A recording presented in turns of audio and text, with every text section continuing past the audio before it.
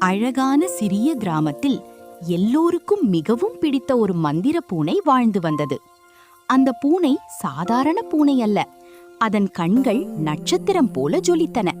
அது இரவு நேரங்களில் மட்டும் அமைதியாக கிராமம் முழுவதும் சுற்றி வந்தது.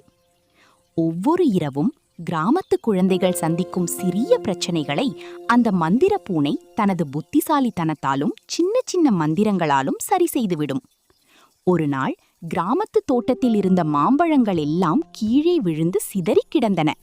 காலையில் குழந்தைகள் வரும்போது அவர்கள் சோகமாக இருக்கக்கூடாது என்று நினைத்த அந்த பூனை தனது மந்திர வாளால் மெதுவாக ஒளி சுற்றங்களை உருவாக்கியது.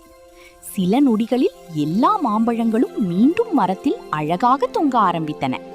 மற்றொரு இரவு கிராமத்து குளத்தின் அருகே விளையாடிக் கொண்டிருந்த வண்ணத்து பூச்சிகள் வழி தெரியாமல் இருளில் தடுமாறின. அப்போது அந்த பூனை தனது காலடியில் மின்னும் நீல ஒளிகளை உருவாக்கி அந்த சிறிய பூச்சிகளுக்கு பாதுகாப்பான பாதையை காட்டியது. சில நேரங்களில் குழந்தைகள் தங்களுடைய விளையாட்டு பொருட்களை இழந்து விடுவார்கள். அப்போது அந்த புத்திசாலி பூனை மணலில் இருந்த சிறிய தடங்களை கவனமாக பார்த்து மறைந்திருந்த பொருட்களை கண்டுபிடித்துவிடும். அந்த கிராமத்தில் யாரும் அந்த பூனை எங்கிருந்து வந்தது என்று அறியவில்லை. ஆனால் ஒவ்வொரு இரவும் அது கிராமத்தை அமைதியாக பாதுகாத்து கொண்டே இருந்தது.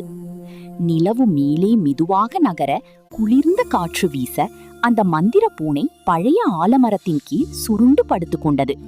கிராமம் முழுவதும் அமைதியாக தூங்க ஆரம்பித்தது.